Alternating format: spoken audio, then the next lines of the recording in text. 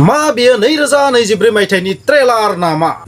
मा थारैनो बीजेपी आरो UPPL नि गेजेराव सिं माखासे कल्ड वार सोलिदों नामा गोरोबलायै मोनसे सोमजिदों नामा मा थारैनो BJP आरो UPPL नि जि मित्रजोट सरकार बे मित्रजोट सरकारा बायनो थांगासिनो दं नामा मा हाग्रामा महिलारिनि BPF जों लोगो नांनानै BJP आ सरकार दानो थांगासिनो दं नामा जोंनि BTR आव अरुप कुमार दे बे मुंखौ नोंथांमोना थारैनो खोनादों बिथांनि खुगानिफ्राय दिनैसिम बे साननैसोआव मा राव खोनादों नोंथांमोना माब्लाबा खोनायो जोङो बर' बिहारि माब्लाबा खोनायो जोङो बर' बाङालि आरो माब्लाबा खोनायो जोङो 1 सेकेन्डआवनो सरकारखौ BJP आ गोसोबा सेफायनो हायो आरो दानो हायो BTR आव स बायदिसिना आरो बिथांनि सायाव रिएक्सना माबायदि फैदों 1 सेकेन्डआथ' बारलांबाय दिनैसिम 1 सेकेन्डआ बारलांबाय माथो दाबो सरकारखौ सिफायनो हायाखै आरो सोरबा सासे बुंलायबाय मा आरो सोरबा सासे बुंलायबाय मा आसि बिजौ लानानै सरकारखौ अरायबो सालायजाया बा सरकारखौ आसि बिजौ लानानै सालायजाया स बायदिसिना दान्थे बिदान्थे नाथाय मा थारैनो आसि बिजौ लानानै जोंनि BTR नि सरकारखौ सालायदों नामा BJP आ बे बाथ्राया रोखा जुदि BJP आ गावनानै थाङोबा बे सरकारा ओरैनो बायगोन फ्रेन्ड्स नोंथांमोना थारैनो बुं मा जानो थांगासिनो दङ बेबायदि मानो बिबादखौ जों नुगासिनो थादों थारैनो अरुप कुमार देआ जोंनि जि BTR नि पलिटिक्स बर'फोरनि जि राजखान्थि बे राजखान्थिखौ देफ्लेजोबसिगोन नामा देस'जोबसिगोन नामा सेफायजोबसिगोन नामा थेर बेथेर खालामसिगोन नामा नोंथांमोना मा सानो कमेन्टआव लिर मा थारैनो बे BTR आव थानाय सरकारखौ UPPL जों दैदेनजानाय सरकारखौ बबेखानि मित्रजोट सरकार बियो बे सरकारखौ मा आसि बिजौ लानानै BJP आ फिदिंबाय थादों नामा बे बाथ्रायाबो रोखा मानोना जुदि BJP आ बेनिफ्राय गुगानानै थाङोबा एलायन्सखौ जुदि सेफायोबा अब्ला थारैनो बे सरकारा बायगोन मानोना UPPL नियाव नांगोसेबां जेम गैया आरो हाग्रामा महिलारिजों लोगो नांनानैबो सरकार दानो हानाय गोहोआ दं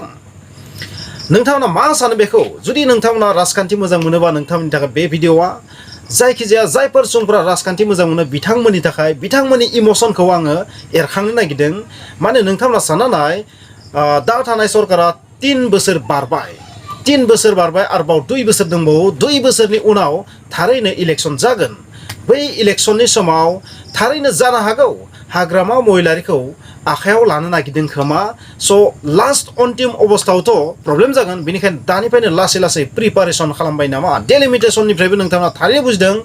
जोंनि थाखाय माबायदि खैफोद फैगासिनो दङ स माखासे ST एरिया बर' थानाय जायगायाबो लासै जेनेरेल एरिया जानो थांगासिनो दङ माने एसेम्ब्लिफोरा जेनेरेल जानो थांगासिनो दङ बेनिफ्राय नोंथांमोना मा बुजियो आरो अरुप कुमार देआ दिनै बेबायदि लेक्सार डायलग मानो होनो हादों मा जाहोन दं बिनि आन्दोआव दिनै बिथाङा एसेबां गोग्गानानै बिखा फोरदाननानै बेबायदि बुंनो हानायनि जाहोना मा थारैनो बे खस्राया थारैनो फाइनाल नामा बिदिब्ला बे खस्राया बे ड्राफ्टआ जुदि फाइनाल जायोबा डेलिमिटेसननि बेथ' जोंनि थाखाय जोबोर गिदिर खैफोद आरो बे जुदि रियेल बा बेखौ जुदि बेबायदि सिस्टेमाव बानायनानै जुदि BJP आनो हरदोंबा आसामनिफ्राय आसाम सरकारानो जुदि हरदोंबा थारैनो अरुप कुमार देनि बेबायदि गोग्गानाया जेबो आसरित बाथ्रा नङा गोग्गाखागोन गावसोर जुदि स्ट्रेटेजि बानायनायाव जुदि साक्सेस जायोबाथ' गोग्गाखागोन ना बयबो स बेवहाय गाज्रि मोननानै दुखु मोननानै मा जानो दायनिगिरियाथ' जों गासैबो बर'फोरानो ना जोंनि गेदेमा बिथांमोना जोंनि राजखान्थि हान्जाफोरा जोंनि इन्टेलेक्सुयेलफोरा जोंनि माखासे संगठनफोरा सेक्रेटलि माबायदि बे जेंनानिफ्राय बारग'नो हागोन बेनि सायाव खामानि मावदों बेखौ जों मिथिगौ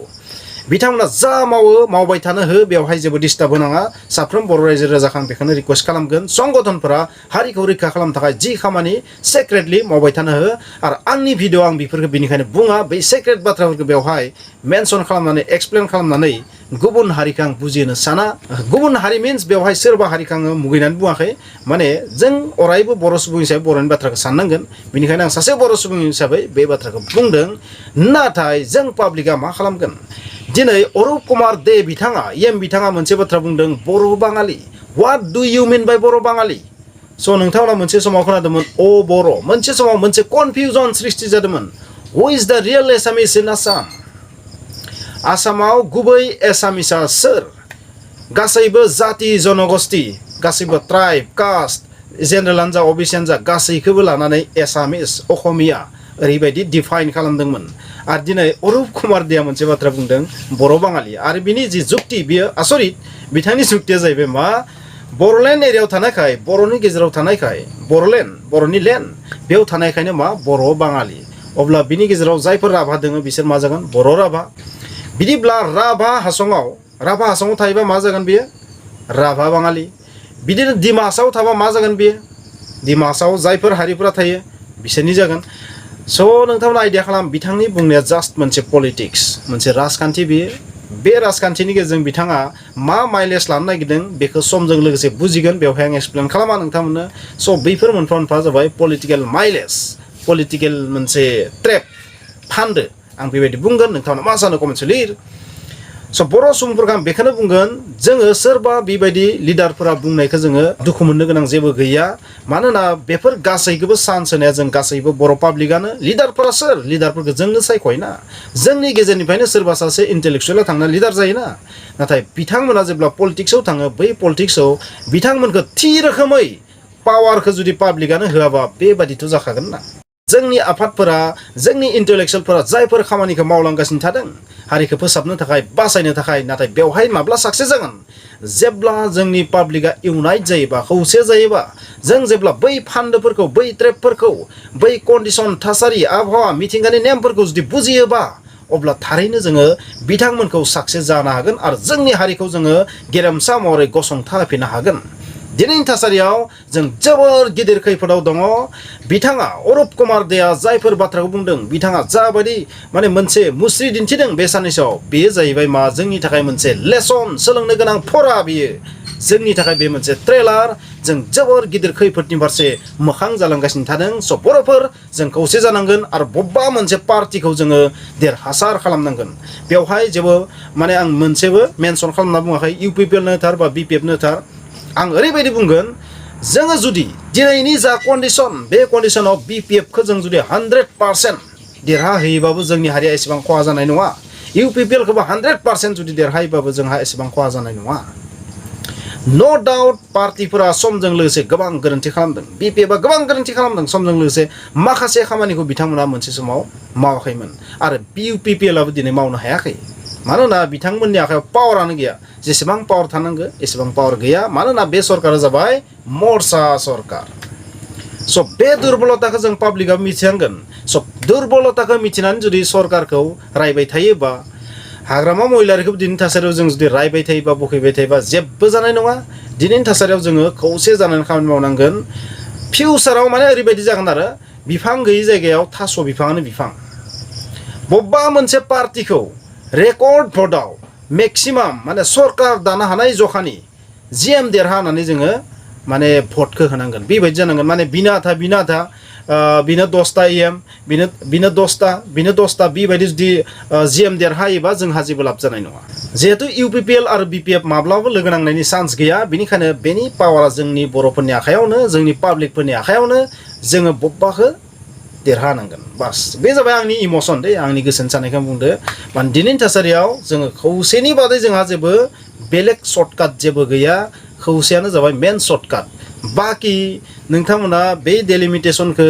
जे चेन्ज खालामनो हागोन जोंनि लिडारफ्रा बेखौ चेन्ज खालामनो हागोन एसेबां गोहो गैया जे बेखौ चेन्ज खालामनो हागोन माने आं नुहुराखै बेनिखायनो बेखौबो चेन्ज खालामनो हानो गोनांबा बेवहायबो जों पाब्लिकनिनो नांगोन जोंनिनो डिमान्ड जानांगोन अब्लासो बे माबा मोनसे जानो हागोन स' नोंथांमोना थारैनो बुजिबाय मा जानो थांगासिनो दङ जोंनि BTRआव मा बेयो 2024 मायथाइनि मोनसे ट्रेलार अरुप कुमार देआ मा जोंनि BTRनि पलिटिक्सखौ जोंनि BTRनि जे डेमोग्राफि माइबाग्राफि टपोग्राफि गासैखौबो जग्राफिखौनो चेन्ज खालामजोबनो नागिरदों नामा नोंथांमोना कमेन्टआव लिर जुदि जोंनि जग्राफि टपोग्राफि जाय ग्राफि दोङो हा बेखौ जुदि डेस्ट्रय खालामजोबोबा जोंनि बर'फोरा मा जागोन स' नोंथांमोना टपोग्राफि होनबा मा बुजियो डेमोग्राफि होनबा मा बुजियो जग्राफि होनबा मा बुजियो नोंथांमोना जानो हागौ जायफोर सुबुंफोरा फरायो बिथांमोना मिथिगौ जायफोरा पलिटिक्सनि जग्राफिनि नलेज दं बिथांमोना थारैनो मिथिगोन सबसे इम्पर्टेन्टआ जाहैबाय मा डेमोग्राफि आरो जग्राफि बे मोननै बिथिङा जुदि दिनैनि थासारियाव जाबायदि जाना दंना बेबायदि जुदि जानानै थायोबा जोंनि बर'फोरा मा पेरालाइज जाजोबगोन आरो 2024 मायथाइयाव जोंनि बर' रायजोनि जि पलिटिक्सना राजखान्थि बेयो थान बान जानानै दानिफ्राय 30 बोसोर सिगां जि कन्डिसनमोन बेनो जाफिनगोन जानो हागौ आं माखासे गोरोन्थि बाथ्रा बुंदों नाथाय आं गोरोन्थि बुंनो हागौ नाथाय मोनसे बाथ्राखौ आं बेवहाय बुङाखै बे जाहैबाय मा जोंनि इन्टेलेक्सुवेलफोरा सिं गोबां नाजादों नाजायाखै नङा नाथाय बेखौथ' आं बुङाखैना नाथाय जोंनि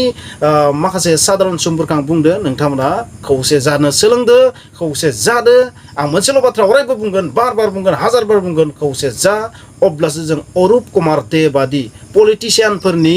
जि टारगेट थांखि बेखौ जोङो डेस्ट्रय खालामनो हागोन नङाबा जोङो फेलार जागोन थेंक इउ